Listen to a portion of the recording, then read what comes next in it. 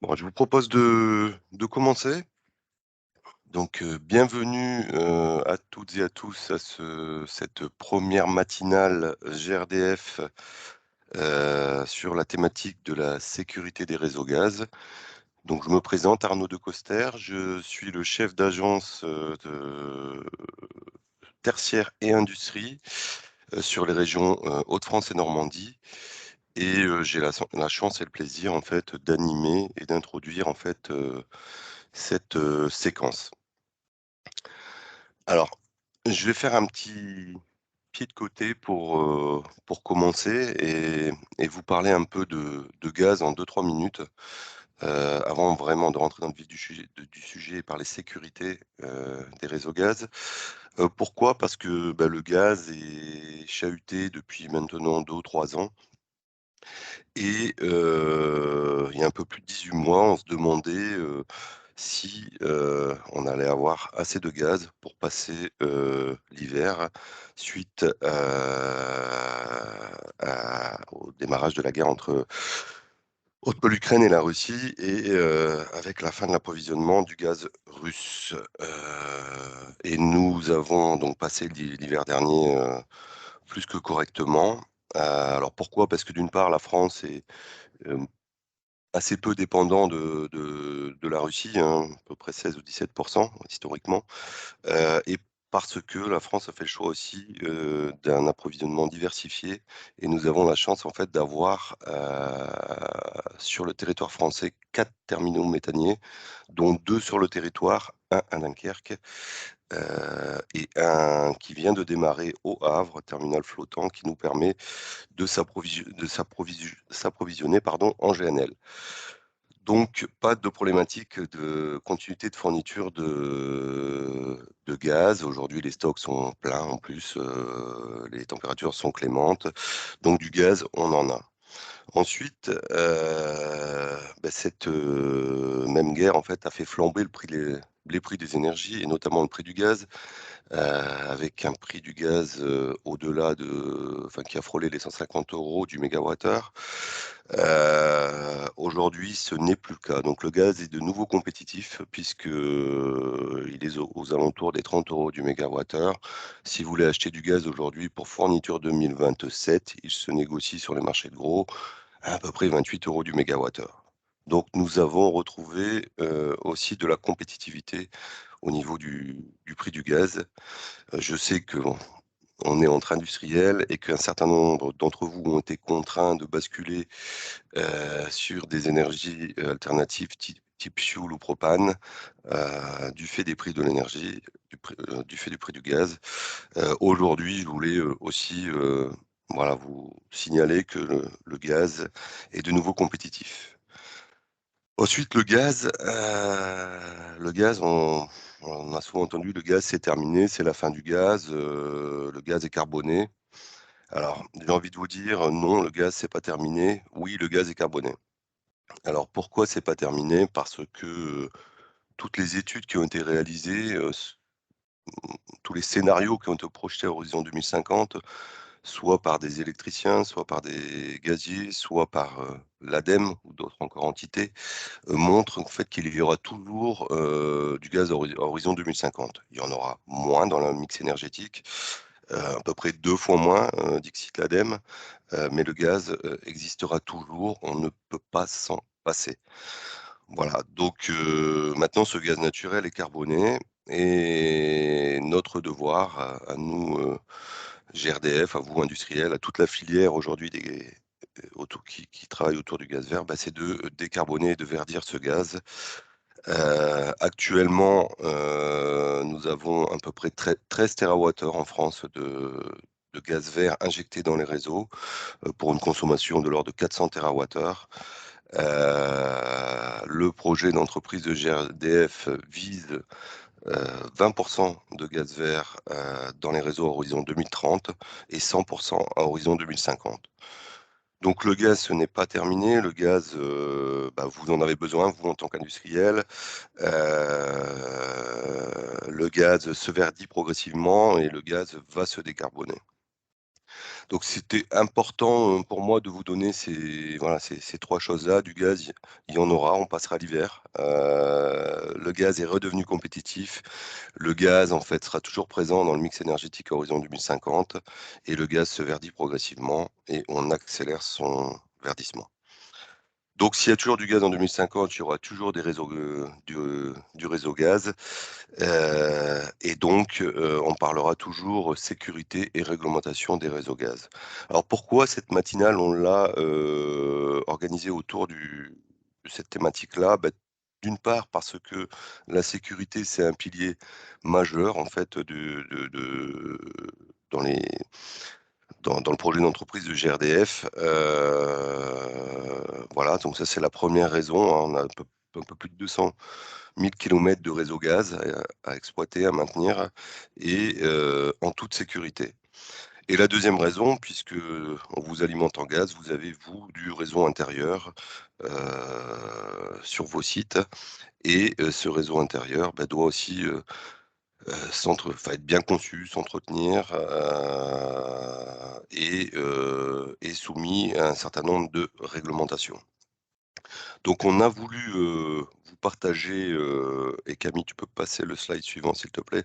On a voulu vous partager un certain nombre d'informations, autour, heu, de la sécurité et de la réglementation des réseaux gaz. Heu Sur la planche que vous voyez, en fait, vous avez les interlocuteurs GRDF, de proximité, qui sont à vos dispositions pour discuter sécurité réseau gaz, mais plus largement pour vous accompagner dans vos stratégies de décarbonation pour, aboutir à la neutralité carbone à horizon 2050.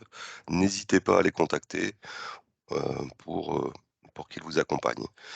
Donc sans quelques petites règles, oui, pratiques pour le webinaire. On fera des séquences de questions-réponses.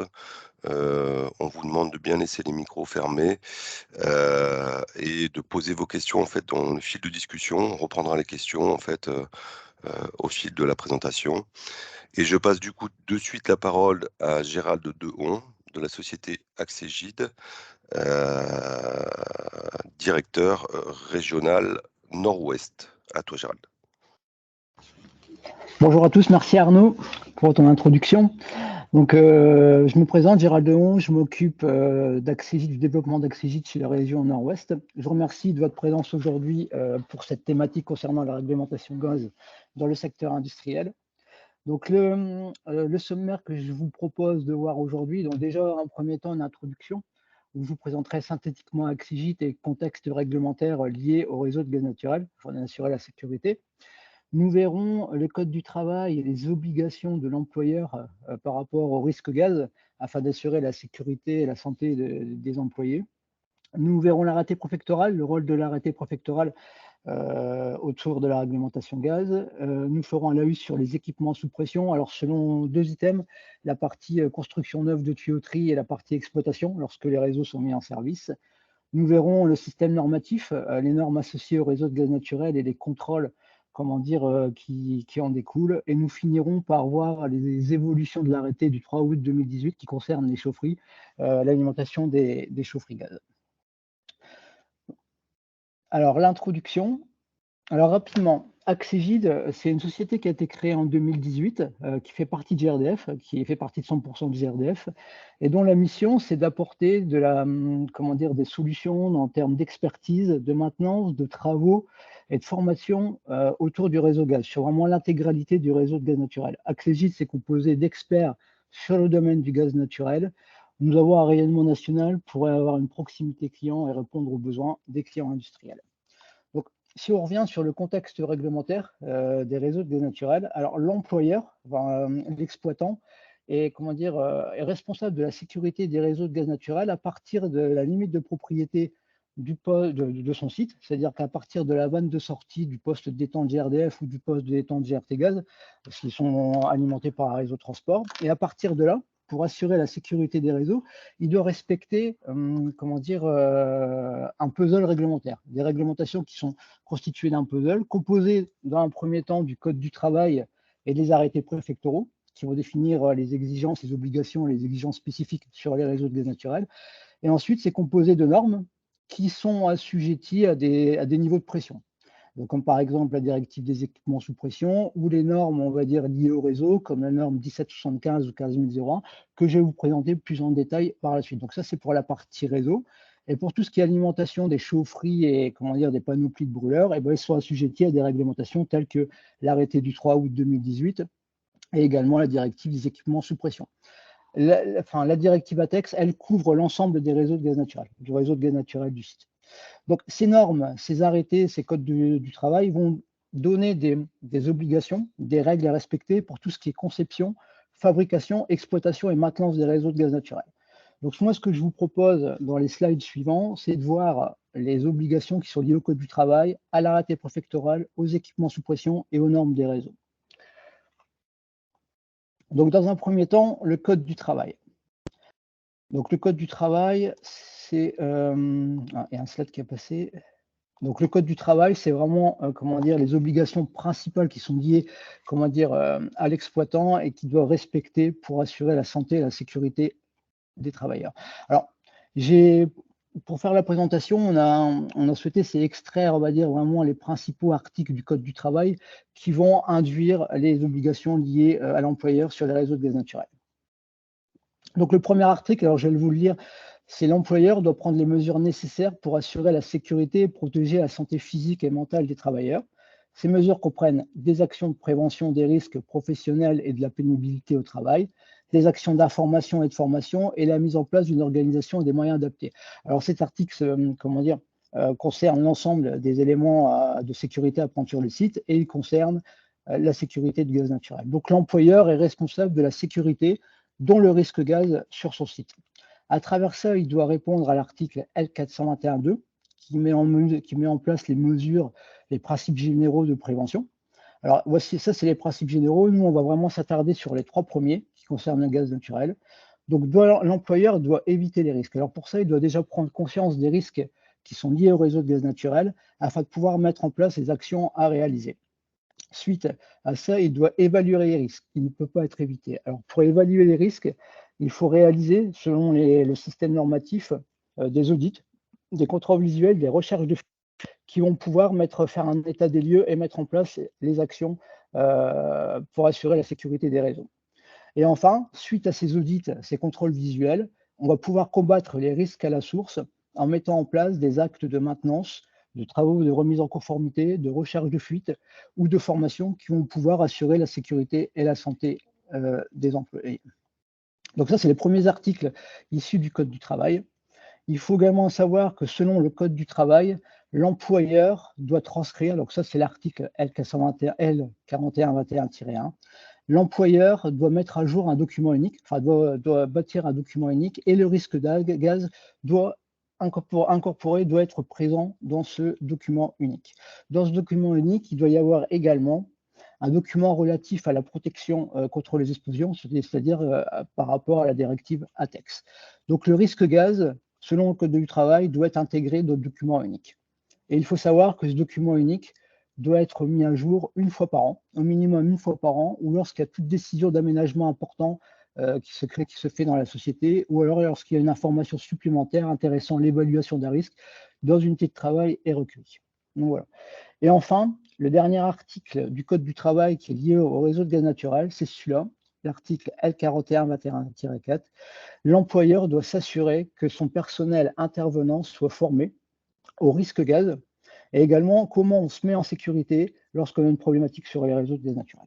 Donc, ce qu'il faut retenir du Code du travail, c'est que l'employeur est responsable de la sécurité des réseaux de gaz sur son site.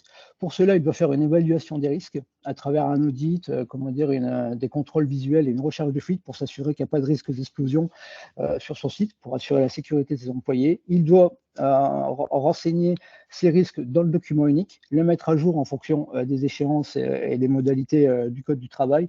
Et enfin, il doit s'assurer que certaines personnes sur son site, des sachants, soient formées à la sécurité, au danger du gaz naturel et comment se mettre en sécurité sur les installations du site.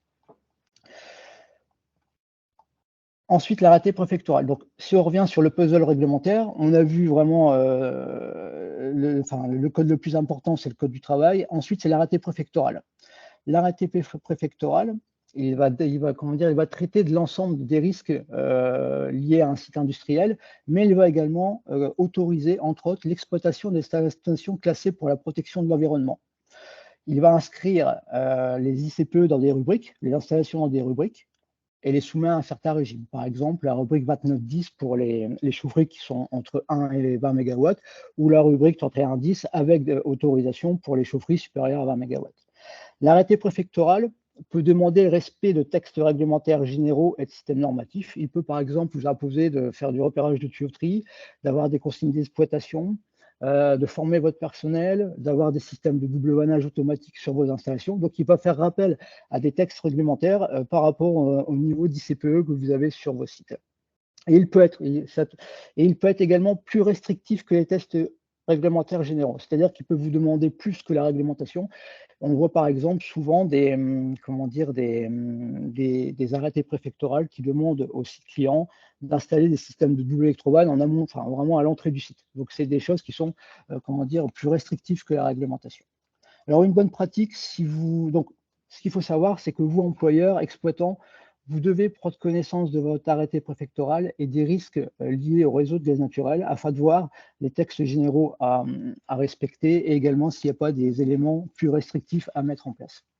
Alors, une bonne pratique qu'on vous partage, c'est que vous pouvez consulter les arrêtés préfectoraux, enfin les sites, à travers un portail qui s'appelle GeoRisque. C'est une base de données qui regroupe l'ensemble des installations classées avec les seuils, on va dire, d'autorisation, d'enregistrement ou de déclaration.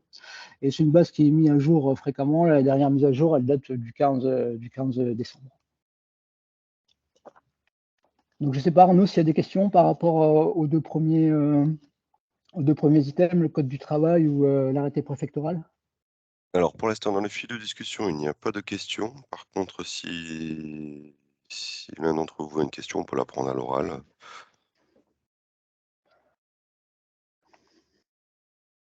Non. Si pas de questions, on va continuer, mais n'hésitez pas à effectivement poser vos questions dans le fil de discussion. Donc, suite à la partie que je vous propose de voir maintenant, c'est les équipements sous pression. Alors, les équipements sous pression concernent tous les réseaux de gaz naturel qui sont supérieurs à une pression maximale de service de 0,5 bar. Donc, ce que je vous propose de voir là, c'est voilà, les équipements sous pression concernent entre autres les tuyauteries. Alors, il y a deux cas de figure, soit les tuyauteries en usine, soit les tuyauteries de transport et de distribution. Alors, pour les industriels, ça sera les tuyauteries, les réglementations qui sont liées à des tuyauteries industrielles sur lesquelles vous devrez vous reporter. Donc, pour les tuyauteries en usine, il y a deux cas de figure. Dans un premier cas, dans le cas d'une installation neuve, où là, on doit respecter, alors là, c'est les termes, c'est les références des normes, la DESP, particulièrement la directive 2014-68 UE et le décret 2015-799. Pour la partie en service, il faut respecter l'arrêté du 20 novembre 2017. Alors, on verra plus en détail ces décrets par la suite. Et pour votre information, sur les réseaux de transport et de distribution, alors ça concerne plus les cogénérations ou les réseaux de distribution de transport comme GRDF ou GRT Gaz. Alors vous avez aussi bien pour la partie neuve en service l'arrêté du 13 août 2013 pour la partie vapeur. Pour les autres fluides, c'est l'arrêté multifluide du 5 mars et pour la distribution, c'est l'arrêté du 13 juillet 2000. Alors nous, en ce qui concerne vraiment la réglementation pour la partie industrielle, c'est la DESP et l'arrêté du 20 novembre que je vais vous présenter. Donc la DESP et le décret 2015-799. Alors comme je l'ai dit au préalable, ça concerne les installations neuves. Alors si vous avez sur un site industriel un projet ou qui induit la mise en place d'une canalisation neuve de tuyauterie, vous devez respecter ces obligations suivantes. Alors pour définir le niveau de catégorie de DESP, on se réfère à un tableau. Alors pour le gaz naturel, alors c'est un tableau qui est contenu dans l'arrêté de DESP et qui est le tableau 6. Alors pourquoi le tableau 6? C'est parce que c'est le tableau qui est lié aux tuyauteries pour du gaz et pour un fluide de groupe 1. C'est-à-dire que le gaz naturel, c'est un fluide dangereux, donc on le classe dans le groupe 1. Donc par rapport à ça, nous, on va utiliser pour déterminer la catégorie DESP le tableau numéro 6. Alors comme je l'ai dit précédemment, la DESP, elle n'est applicable qu'à partir du moment où vous avez une PS supérieure à 0,5 bar. Et on entend PS, c'est la pression maximale de service. C'est-à-dire la pression maximale de service, c'est celle de votre soupape ou celle de la vanne de sécurité qui est liée à votre poste de détente, à vos détentes. Donc, en fonction de ça, on va déterminer la catégorie de DESP. Alors, tout ça en faisant le couple, on va dire, pression DM. Donc là, on peut voir le tableau numéro 6. Sur l'abscisse, on a les diamètres nominales et comment dire, sur leurs données, on a la pression. Alors prenons par exemple un réseau avec une pression maximale de service de 450 millibars avec un DM 200. Et bien là, on sera à ce niveau-là et on n'est pas soumis à DESP. Donc ça, on sera vraiment dans les règles de l'art. Par contre, si vous avez un réseau avec un diamètre 100 et une pression maximale de service d'un bar 5, par exemple, ben là, vous allez être en catégorie 1 de la DESP et donc dans le code de construction, vous aurez des exigences à respecter. La même chose si vous êtes en catégorie 2 et la même chose si vous êtes en catégorie 3. Alors, ce qu'il faut retenir, à partir de jusqu'en diamètre 100, vous êtes en catégorie 1, jusqu'à des pressions, on va dire, de 10 bars. Et au-dessus du diamètre 100, vous passez en catégorie 2, on va dire de DESP. Donc, pour la déterminer, il faut prendre le diamètre intérieur de la canalisation. Donc, le DN, c'est des tuyauteries en acier. Et si c'est des tuyauteries en PE, ben, il faudra prendre le diamètre intérieur de la canalisation parce que c'est défini en calibre. Donc, par rapport à ça, par rapport à ce tableau et vos seuils de pression de diamètre, vous vous trouvez soit non soumis, soit en article 7, soit en catégorie 1, soit en catégorie 2 ou soit en catégorie 3. Et par rapport à ça, vous avez des obligations à respecter lors de, comment dire, des constructions des tuyauteries. Alors, si vous êtes en article 7, bah, ça sera comment dire, des exigences que je vais vous présenter par la suite, mais vous n'avez pas de marquage CE ni d'organisme notifié qui vont valider votre dossier. En catégorie 1, vous devez appliquer on va dire, le module A et le respect des exigences essentielles de sécurité. Vous aurez un marquage CE, mais pas d'organisme notifié. Pour les catégories 2 et 3, c'est des modules spécifiques de la DESP, mais là, il faut faire attention parce que vous avez un marquage CE, mais également un organisme notifié qui va valider les dossiers et l'épreuve du réseau sur site. Donc voici un peu le détail des exigences par catégorie. Si vous avez un équipement en article 7, donc vous aurez obligatoirement obligé comment dire, d'avoir un dossier, enfin de respecter les règles de l'art pour la construction de la tuyauterie. Il n'y aura pas de marquage CE. Il faudra établir des instructions suffisantes qui permettent l'exploitation en toute sécurité des réseaux. Il faudra une identification du fabricant. Après, pour les équipements en catégorie 1, 2 et 3, c'est un peu plus compliqué, c'est-à-dire qu'il faut avoir vraiment un dossier bien bâti selon les exigences suivantes. Analyse de risque à établir par le fabricant, établissement d'une notice d'instruction, marquage CE, déclaration de conformité, dossier de fabrication, un CUMOS, les CUMOS validés par des ON, des qualifications des soudeurs, les certificats 3.1, déclaration de conformité, notice d'instruction. Donc voilà, tout ça pour vous dire que si vous avez un réseau en catégorie 2 à construire, il y a vraiment des exigences spécifiques à respecter et un dossier de construction spécifique à faire. Donc ça, c'était pour la partie tuyauterie, comment dire, création neuve de tuyauterie. Ensuite, on va passer sur l'arrêté du 20 novembre. L'arrêté du 20 novembre, elle, concerne plus les tuyauteries qui sont en exploitation. Si vous avez une tuyauterie en... Alors là, je vais vous montrer le tableau qui va définir les critères de l'arrêté du 20 novembre.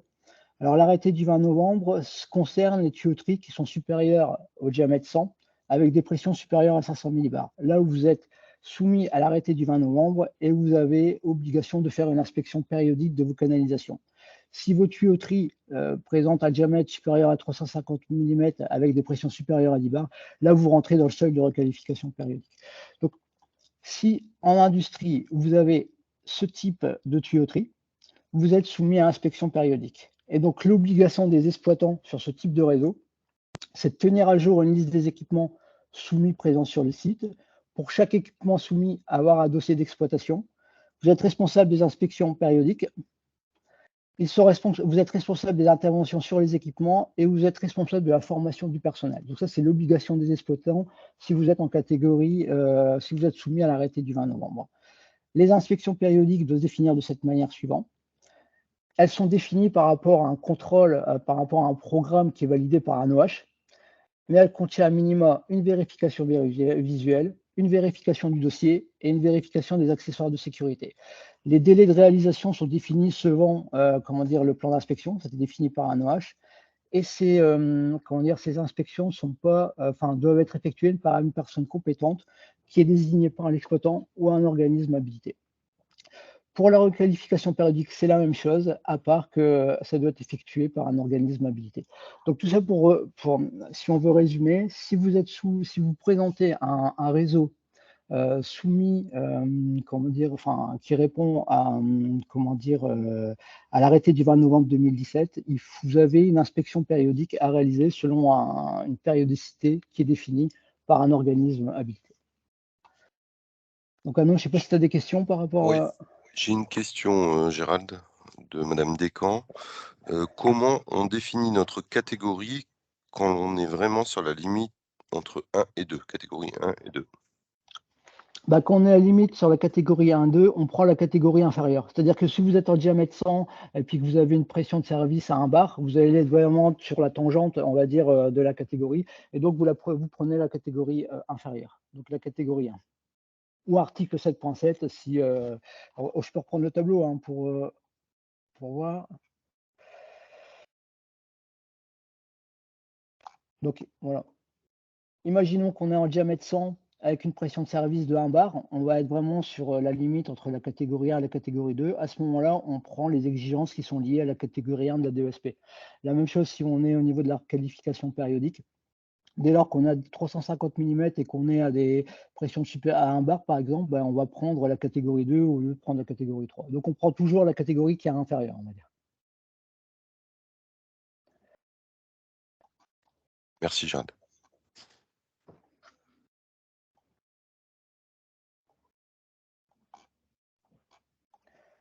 Ah, excusez-moi. Donc ça, c'était les normes. Donc ça, c'était pour la partie des équipements sous pression. Ce que je vous propose de voir maintenant, c'est les normes qui sont associées au réseau de gaz naturel. Donc les normes, donc on se situe ici au niveau du puzzle réglementaire.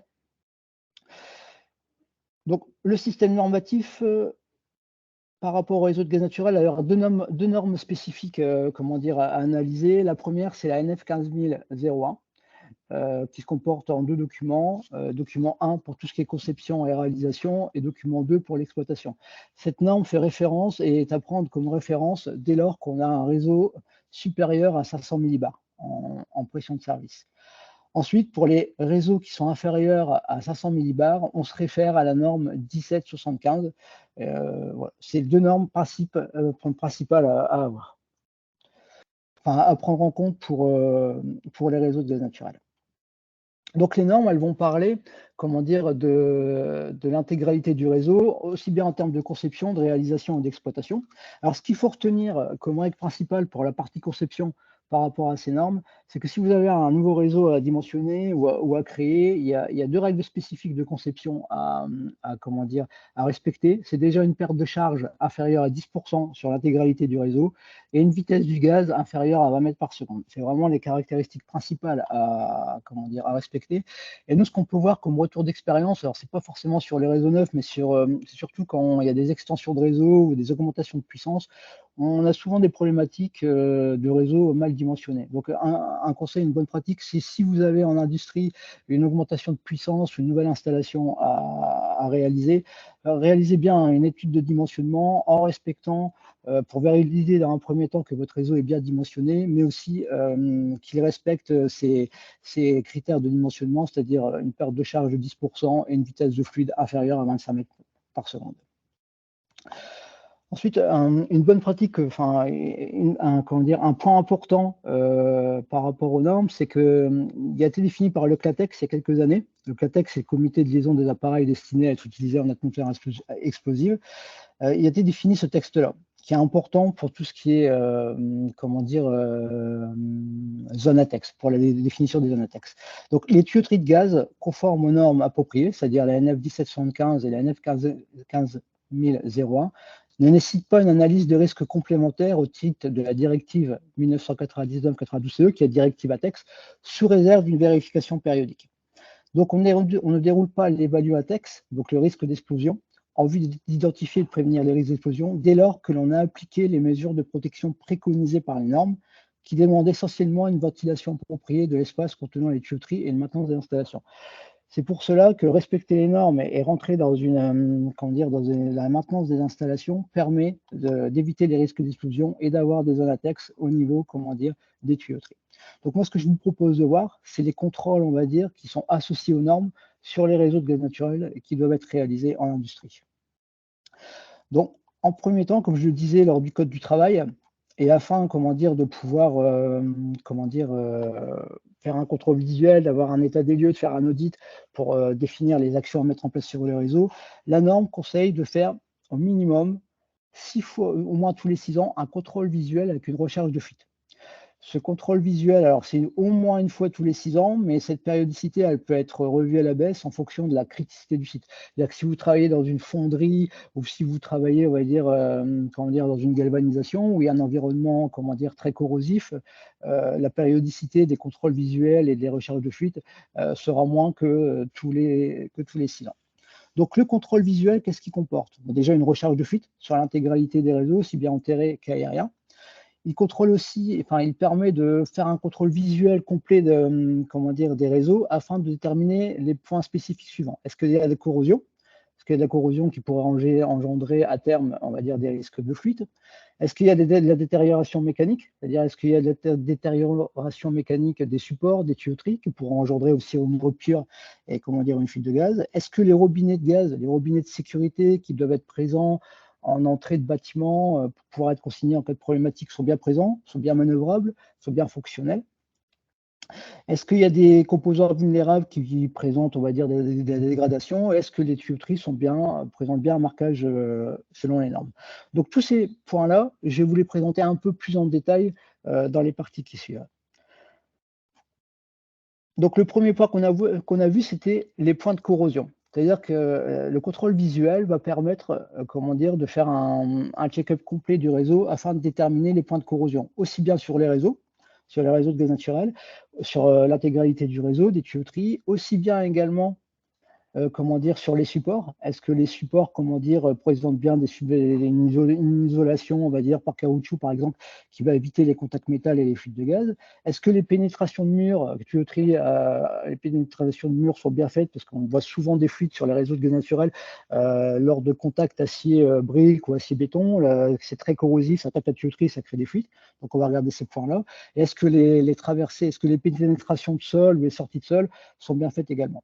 Donc voilà, c'est des points qu'il faut vérifier lors de l'audit, lors des contrôles, c'est la corrosion sur les réseaux, les pénétrations de murs et les pénétrations de sol pour éviter tout point de corrosion qui pourrait à force faire des fuites. Et une bonne pratique que vous pouvez faire aussi, c'est la meilleure protection contre la corrosion des réseaux extérieurs, c'est la peinture. Donc dès lors que vos réseaux sont bien mis en peinture, ils seront protégés contre la corrosion. En ce qui concerne toujours la corrosion, ce que préconise la norme, c'est que les canalisations ne doivent pas être posées au-dessus d'une autre canalisation ou d'autres structures contenant des fluides corrosifs ou sur lesquelles la vapeur d'eau peut se condenser. C'est-à-dire que vos canalisations ne doivent pas passer en dessous de canalisations de vapeur ou de canalisations présentant des fluides corrosifs qui pourraient impacter et créer des fuites sur les réseaux de gaz naturel. Donc c'est aussi un point qui est vu pendant les contrôles visuels. Ensuite, l'identification des canalisations. La norme exige l'identification des canalisations, alors par couleur jaune, avec étiquette de repérage et sens du fluide. Donc, on voit souvent sur les sites industriels, malheureusement, que les canalisations, elles datent d'époque, donc elles ne sont pas forcément repérées. Donc, il y a un point, la norme exige le repérage des canalisations de gaz naturel. Ensuite, les charges mécaniques. Alors, la norme précise de ne pas exposer à une charge mécanique l'ensemble des réseaux de gaz naturel. C'est-à-dire qu'on voit souvent sur des sites des charges, des palettes de stockage qui sont posées sur le passage du réseau de gaz naturel. Alors, ça peut engendrer, en fonction du poids, un effort sur la canalisation qui peut la déformer, il peut y avoir rupture. Il faut savoir également que l'intégralité du passage du réseau de gaz naturel enterré ne doit pas être, obstruée par une charge, parce qu'en cas de problématique, il faut accéder facilement à la canalisation pour pouvoir réparer. Ensuite, les détendeurs. En ce qui concerne les détendeurs, sur les réseaux de gaz naturel, La norme exige que les évents des détendeurs, qui peuvent être fuyards, hein, les évents sont directement en contact avec la membrane, donc si la membrane est fuyarde, l'évent peut être, comment dire, fuyard également, et il peut alors à ce moment-là, comment dire, créer, il y a une zone latex qui se crée au niveau de la fuite de l'évent. Donc la norme, comment dire, oblige, enfin impose de canaliser les évents des détendeurs dans une zone sûre à l'extérieur, pour pouvoir éviter les zones latex et les risques d'explosion en cas de fuite des évents. Ensuite, la Ok, Gérald, maintenance des... je vais peut-être t'arrêter. J'ai 2 questions. Ouais, Une première question en fait de Pascal. Ces textes et obligations s'appliquent-ils aussi sur les installations de méthanisation agricole? alors ça c'est une bonne question. Alors, dès lors qu'il y a du N4, alors ça c'est pour la norme industrielle, ça c'est une question qu'il faut que je me plonge. On n'a jamais été confronté, on va dire. Ça c'est vraiment pour les réseaux de gaz naturel industriels supérieurs à 0,5 bar. Il faut que je vois en interne si c'est, comment dire, ça répond également aux installations de biométhane. Bon, donc Méthane on ionique. revient vers vous, Ouais. Pascal, avec la réponse. Et j'ai une deuxième question de Caroline. Est-ce que les contrôles visuels demandés par la norme NFEN 15001 doivent être réalisés par un organisme certifié, avec une nécessité de prouver la réalisation des contrôles via un rapport officiel? Non, non, non, ça c'est, comment dire, ça doit être fait par des personnes, comment dire, sachantes, hein, avec une expérience significative dans les réseaux de gaz naturel, mais il y a pas une obligation que ça soit réalisé par un organisme notifié ou habilité. Donc ça peut se faire en interne, Exactement. Mais dès lors que les personnes ont été formées aux risques qui sont liés au gaz naturel et qui savent les reconnaître, entre guillemets. C'est bien pour sûr. ça que les personnes qui sont compétentes dans la matière peuvent réaliser ces contrôles sans forcément appartenir à un organisme habilité. Pas d'autres questions, tu peux continuer du coup, Gérald. Ouais, merci. Donc, en ce qui concerne les détendeurs, alors, la norme impose le contrôle. Alors, les détendeurs sont généralement composés d'une ligne de détente, enfin d'une vanne de sécurité, enfin d'une vanne de coupure, d'un filtre et d'un régulateur. La norme impose le contrôle des dispositifs de sécurité des détendeurs, c'est-à-dire que les détendeurs, elles sont équipées de vannes de sécurité qui doivent être contrôlées une fois par an. Elles sont asservies à un déclenchement mini et maxi pression, donc ces déclenchements doivent être validés. Et lors des déclenchements, on doit vérifier que les vannes de sécurité soient bien étanches. Donc c'est un contrôle qui doit être fait annuellement, ainsi que la vérification, on va dire, de l'étanchéité à débit nul des régulateurs. Donc ça, c'est des contrôles qui doivent être faits régulièrement. Et pour le filtre, le filtre qui compose la ligne gaz, comment dire, s'il n'y a pas comment dire, d'appareil qui permet de vérifier l'encrassement des filtres, donc de le taper, on va dire, d'encrassement, ben, il faut une fois par an démonter le filtre, le souffler pour en assurer la propreté. Donc pour les détendeurs, une fois par an, contrôler les sécurités et vérifier que ces sécurités sont bien fonctionnelles et que la vanne de sécurité soit étanche. Ensuite, en ce qui concerne la protection cathodique, alors la protection cathodique, elle concerne les réseaux de gaz naturel enterrés en acier. Et la protection cathodique, elle permet de monter un seuil d'immunité de la canalisation pour la protéger contre la corrosion. Donc une fois par an, il faut contrôler l'efficacité, comment dire, des systèmes de protection cathodique afin d'assurer le bon fonctionnement. Ensuite, pour tout ce qui est robinet de sécurité, alors il faut savoir, alors un robinet de sécurité, c'est des robinets qui sont dessinés pour pouvoir couper une alimentation d'un bâtiment qui doit être situé à l'extérieur, comment dire, des bâtiments. Elles doivent être accessibles et elles doivent être manœuvrées une fois. Alors, comment dire, les normes, comment dire, indiquent de réaliser le contrôle, on va dire, des robinets une fois tous les 5 ans. Donc vérifier le bon fonctionnement du robinet, la manœuvrabilité et le fait qu'il soit bien étanche. Mais là, c'est toujours aussi en fonction du type d'établissement et de l'environnement, on va dire, du client, s'il est corrosif ou pas. Regardez vraiment si la criticité nécessite de le faire plus régulièrement. Mais sinon, la norme impose de faire une fois tous les 5 ans le fonctionnement des robinets. C'est important de le faire parce qu'on voit souvent sur des sites industriels que c'est pas fait. Et au moment où il faut l'utiliser pour mettre en sécurité un réseau ou un bâtiment, et ben on voit que ça marche pas et c'est compliqué. Donc voilà, là, c'était vraiment tous les textes enfin tous les points, on va dire, qui sont issus de la norme que je vous ai présentés, et c'est des contrôles qu'il faut réaliser pour assurer pour assurer la sécurité de votre réseau de gaz naturel. Ensuite, le dernier point que je voulais voir avec vous, c'était de vous présenter l'évolution, de l'arrêté chaufferie du 3 août. Donc l'arrêté chaufferie, ça concerne les chaufferies, des bâtiments industriels ou tertiaires. Donc, pour les bâtiments industriels ou tertiaires, alors moi, ce que je vais vous présenter aujourd'hui, c'est l'évolution de l'arrêté du 3 août 2018. C'est l'arrêté qui concerne les installations chaufferies d'une puissance de 1 MW à 20 MW, aussi bien pour la partie tertiaire que pour la partie industrielle. Donc, il y a eu une évolution fin 2018 de cet arrêté. Donc là, c'était, on va dire, les seuils avant l'arrêté du 20 décembre 2018. Alors, toutes les installations qui étaient entre 2 et 20 mégawatts, elles étaient assujetties à l'arrêté PIC et il fallait faire une déclaration et des contrôles périodiques. Ensuite, pour toutes comment dire, les chaufferies qui étaient supérieures à 20 mégawatts jusqu'à 50 mégawatts, on était sous le seuil de l'autorisation. Et les chaudières, les chaufferies qui étaient entre 1 et 2 mégawatts, n'étaient pas assujetties à l'arrêté, donc il n'y avait pas de déclaration à réaliser. Suite à l'arrêté du 20 novembre, alors la grande modification, alors, j'arrive pas à passer le slide.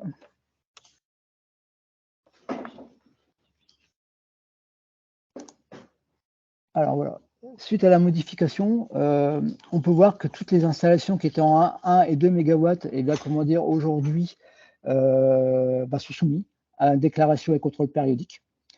Et donc voilà, c'est vraiment la grande évolution, on va dire, de l'arrêté du 20 décembre, c'est que les installations qui étaient entre 1 et 2 mégawatts, aujourd'hui, sont soumises à déclaration et contrôle périodique.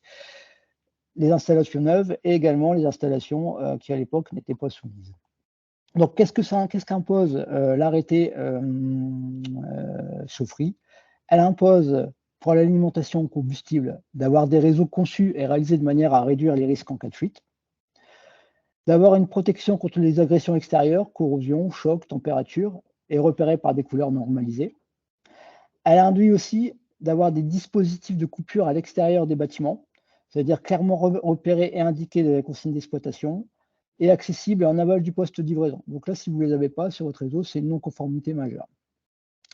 Et elle induit pour les combustibles gazeux, c'est d'avoir 2 vannes automatiques redondantes, asservies au moins à 2 capteurs de détection de gaz et un pressostat, et que ces chaînes de sécurité soient testées à minimal une fois par an.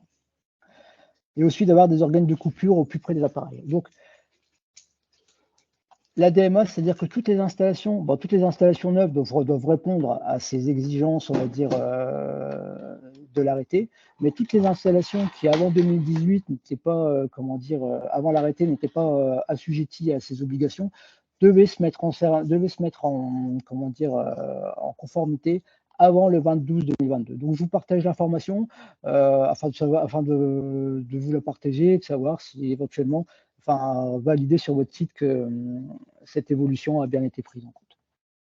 Donc un exemple de réalisation, donc la vanne de coupure accessible à l'extérieur, un système de double vannage automatique asservi à une détection gaz, une centrale au minimal avec 2 capteurs et un pressostat, on va dire, d'arrachement de canalisation. Donc voilà, si vous avez ça sur votre site, vous répondez aux exigences de l'arrêté d'août 2018.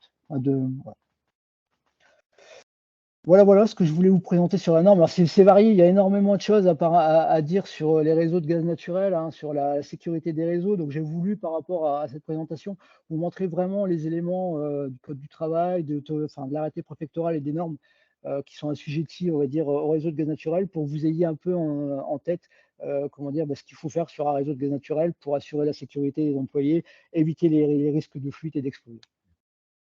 Je ne sais pas, Arnaud, si tu avais des questions complémentaires. Oui, j'ai 2 questions par rapport à la partie précédente sur les canalisations. Est-ce que l'inox peut être utilisé? Alors, l'inox peut être utilisé pour les réseaux de gaz naturel. Ça, c'est pas une problématique. On peut, utiliser l'inox pour faire des réseaux de gaz, et ça répond également aux exigences de la directive des équipements sous pression. Dès lors que les soudeurs, les entreprises les soudeurs qui réalisent ont les certifications qui vont bien, on a les certificats matières qui vont bien pour tout ce qui est réseau et accessoires. Après, comment dire, l'inox peut être utilisé également pour les réseaux enterrés, mais au même titre que les réseaux en acier, ils sont soumis à des phénomènes de corrosion. Alors, c'est pas le même pour les réseaux aériens qui vont être moins assujettis aux phénomènes de corrosion que les réseaux en acier carbone. En revanche, pour tout ce qui est réseau inox enterré, ils sont soumis également à des phénomènes de corrosion. Et donc, il faut également installer des systèmes de protection cathodique pour éviter les phénomènes de corrosion. Et aujourd'hui, on a beaucoup plus d'expérience à gérer les phénomènes de corrosion sur les réseaux acier-carbone que les réseaux acier-inox. Donc, les réseaux acier-inox, c'est utilisé généralement dans l'agroalimentaire. Pour les réseaux aériens, c'est très bien pour la corrosion. Par contre, pour les réseaux enterrés, il faut faire attention parce qu'il ne faut pas croire que c'est de l'inox et qu'il n'y a pas de phénomène de corrosion. Le phénomène de corrosion est présent également sur les réseaux enterrés. Il y avait un complément sur la question, a priori, il ne doit pas être peint, l'inox. Alors, il n'est pas forcément obligatoirement d'être, enfin, il ne faut pas forcément obligatoirement peindre l'inox, pardon, mais en revanche, si on ne le peint pas, il faut mettre des systèmes qui permettent, comment dire, de repérer que c'est des réseaux de gaz naturel. Alors, soit des étiquettes définissant le flux de gaz, on va dire le flux de gaz naturel, avec le sens du fluide. Ok, merci. J'ai une autre question, toujours par rapport aux canalisations. Est-ce qu'une non-conformité sur l'EN 15001, par exemple un mauvais passage de mur, implique de fait une analyse à texte complète du réseau, y compris sur les points n'ayant rien à voir avec la non-conformité? Non, une non-conformité va pas être obligée. Le tout, c'est de maîtriser le risque. C'est-à-dire que si vous avez défini qu'une pénétration de mur n'est pas bonne, vous avez identifié le risque et il faut mettre en place, on va dire, les éléments qui vont permettre, d'éviter l'apparition de l'explosion. C'est-à-dire, bah, remettre en conformité la pénétration et peut-être s'il y a, comment dire, un début de corrosion sur la pénétration de mur, bah, peut-être mettre en place une recharge de fuite avec des périodicités, on va dire, plus courtes pour s'assurer qu'il n'y a pas de présence, qu'il n'y a pas de possibilité de risque d'explosion. Je pense que la question générale, c'était s'il y a zonage à texte à faire, est-ce qu'il faut le faire sur tout le réseau ou uniquement la partie qui est, Uniquement, ouais, uniquement sur la partie concernée, c'est-à-dire ce que je voulais dire dans mon explication, c'est que si on a défini qu'une pénétration de mur n'est pas conforme, qui a un contact à béton-acier ou brique-acier, ben, on sait qu'il y a comment dire, bah, il y a une non-conformité, il faut mettre en place les actions pour y pallier. Et derrière, si on veut éviter la zone ATEX sur cette partie-là, bah, peut-être mettre une action en place pour pouvoir vérifier l'absence de fuite assez fréquemment le temps qu'on fasse la réparation. Mais ça n'induit pas le fait de mettre comment dire, de définir un plan de zonage ATEX ou une étude ATEX complète sur le réseau gaz naturel complet. OK, c'est clair, Par contre merci. ouais, ouais. Vas-y, tu peux compléter si tu veux. Non, mais par contre, voilà, dès lors qu'on définit, qu'on veut dire qu'on détermine, qu'on identifie une problématique comme ça, il faut mettre en place les actions pour éviter, la fuite. Ça, c'est obligatoire. OK, j'ai une autre question. Peut-on justifier la PS de notre réseau interne par les caractéristiques du poste de détente géré par GRDF? Ou faut-il un système interne supplémentaire type soupape, Pressosta ou autre? Non, c'est-à-dire que, bon, nous, généralement, on doit définir des pressions maximales de service. Alors, si vous avez une soupape, on prendra la valeur de la soupape, mais si vous en avez pas, votre réseau il est protégé par la vanne de sécurité de GRDF. Donc, si vous avez un réseau à 300 millibars, bah, peut-être que la vanne de sécurité, elle sera à 450 millibars. Donc, c'est cette valeur-là qu'il faut peut-être demander au distributeur, à GRDF ou à GRT, si vous êtes alimenté par un réseau GRT Gaz. Et c'est celle-là qui fera foi pour l'établissement du dossier DESP. Ou pour définir si vous êtes assujetti ou pas à plan d'inspection périodique. OK, je n'ai pas d'autres questions, donc n'hésitez pas, si vous avez encore 1 ou 2 questions, on peut les prendre. J'ai une remarque, pourriez-vous nous faire parvenir votre présentation? Bien évidemment, l'intégralité, en fait, de la présentation vous sera envoyée et vous aurez aussi accès au replay, de cette matinale.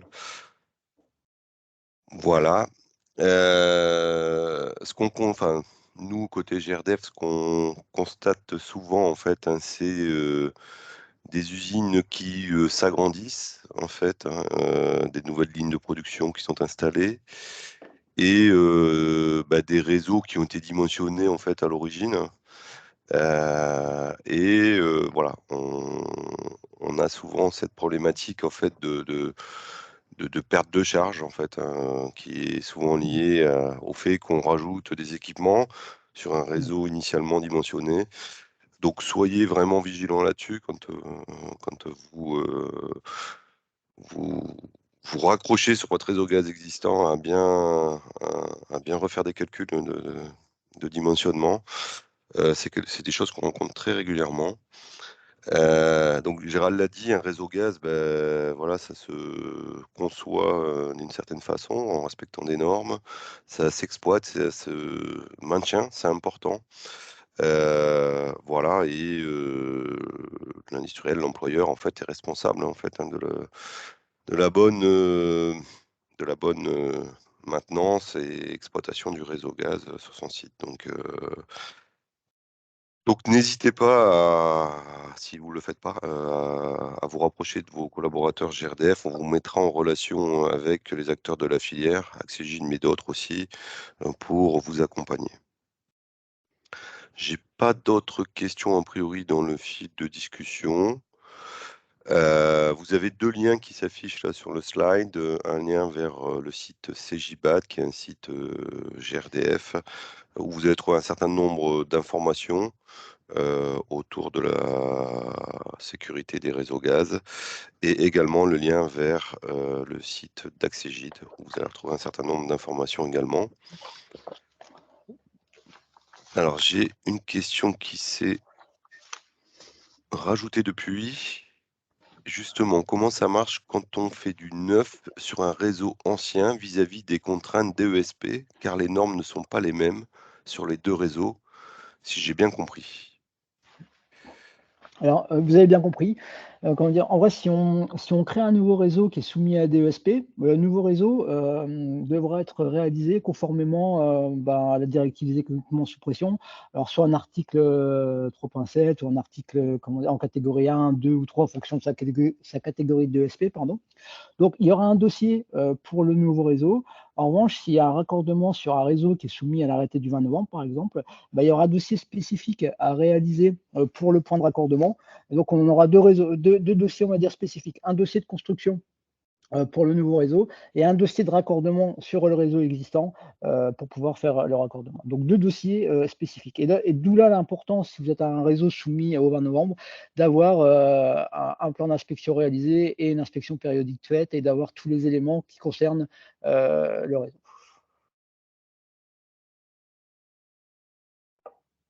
OK, bon, je n'ai pas d'autres questions. Merci beaucoup, Gérald. Mmh. Du coup, voilà, c'était une première pour nous. C'était une première, la première matinale GRDF. On compte en organiser plein d'autres l'année prochaine et une au premier trimestre 2024, sûrement au mois de mars, autour de l'efficacité énergétique. Donc on vous donne rendez-vous, au mois de mars l'année prochaine. Voilà, j'espère que ça vous a plu. C'est un sujet pas facile à déployer, on va dire, sous ce format-là, hein, Ouais. assez complexe et Mmh. Bah, et il y a beaucoup de difficile choses à à dire à en une voilà, à heure, ouais. expliquer. Donc Ouais. j'espère que ça vous a plu, et puis, du coup, je vais clôturer cette matinale. Petit message, très bonne initiative, mais merci. Je vous souhaite à toutes et à tous une bonne journée. Je remercie encore Gérald Dehon, donc, d'Axégide Ah, pour son intervention. merci. Et vos interlocuteurs, restent à disposition si besoin. Bonne fin de journée à tous.